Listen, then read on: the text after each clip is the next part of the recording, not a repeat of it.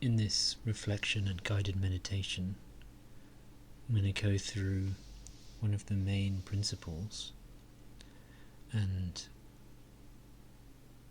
concepts that allow us to realize that we are already free. And that is that the reference points that we use for ourselves, the language around I, the letter I am, and me, those two especially, are just thoughts, and they are part of consciousness. And so this very powerful knowledge, which is not very common or spoken about that often, is really the keys to understanding how you are already free. You can make it into a statement to say, I is just a thought, to remember, because there's been however many years of conditioning since you were 4 or 5 of using that reference point. I do this, I say that, or me, it's me who has this or feels this. So looking at it takes some effort and practice, and the eternal hope and joy that comes from understanding this is that you are already free. You're not tied to your storyline, so however messed up your life has become, or however dark and riddled your thoughts are and your feelings, no matter what state the storyline of that illusory self of who you think you are, whatever it is, can be completely understood and undone, because that I that is feeling or thinking any of those thoughts is just a thought, is just non-existent.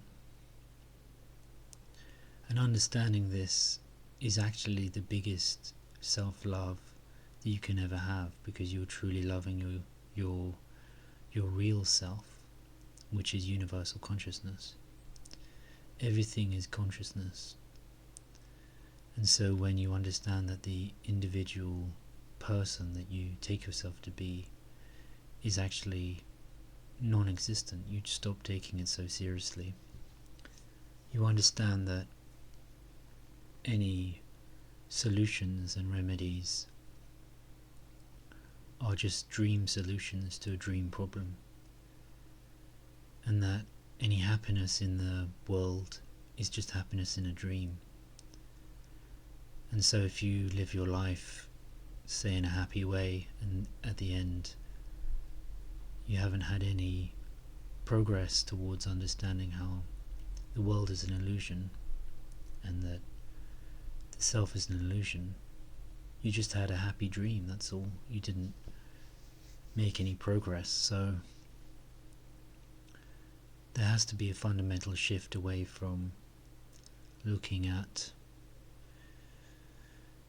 external things in the world, because you understand that everything is consciousness. So any object, any material thing, any mental concept to do with the illusory self is just a state of consciousness. It's something that we've labeled as having a form and a name. For example, a new car, a new job. And on a practical level, all of these things are completely created by humans anyway. We've created the entire structure of the world around us, and they're all made by humans. And so that is a clear way of seeing how they all are just illusory. They're just made of the 4 elements. And understanding this is the ultimate freedom, because you're no longer chasing the next thing, whether it's something to do with thinking more positively, or doing another modality like yoga, or doing another diet, or reading more books about improving yourself. and trying to find an ultimate happiness and trying to fix that person, the I, myself. Because all of those efforts really fundamentally are just chasing a dream, an illusion. And so it's important to understand this, because then you don't take it so seriously and the storyline can unravel. And the emphasis is to focus on this with effort as much as possible, because this is the way to freedom.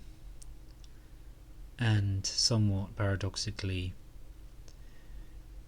it also provides perfect solutions and remedies to any supposed problems in your life, and any mental issues and emotional issues get completely solved through this understanding.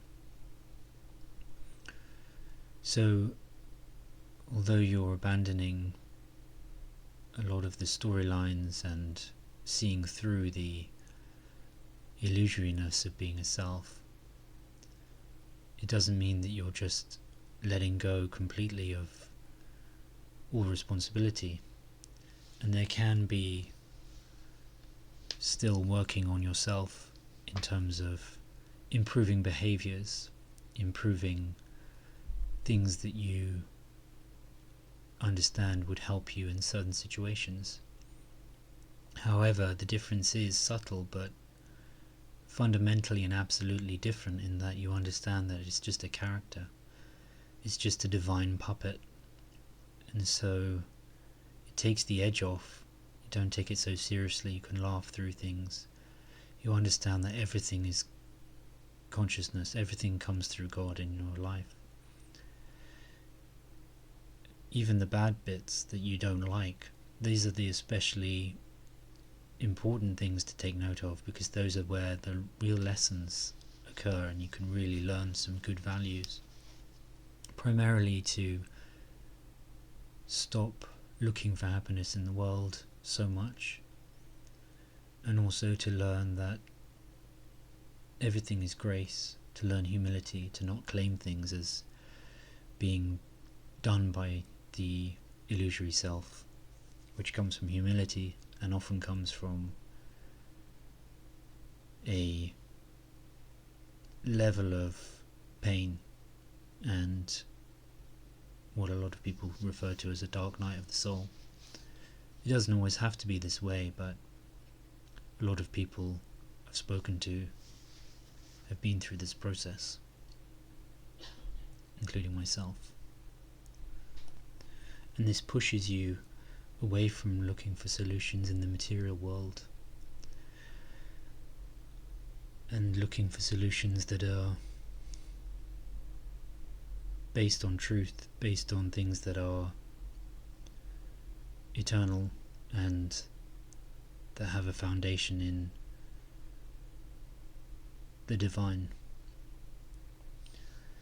So coming back to the understanding that I is just a thought, me is just a thought, anything to do with those statements are built around a concept which is in consciousness, and what you are is consciousness.